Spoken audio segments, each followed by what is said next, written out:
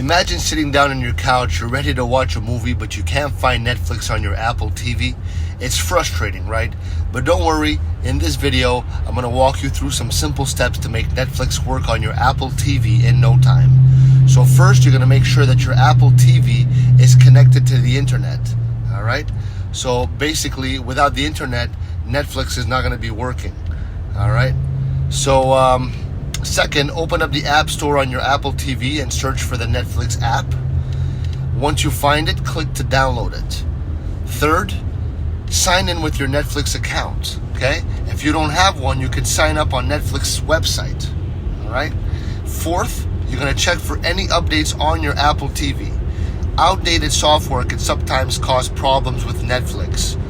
Lastly, restart your Apple TV if it's not working after downloading the app.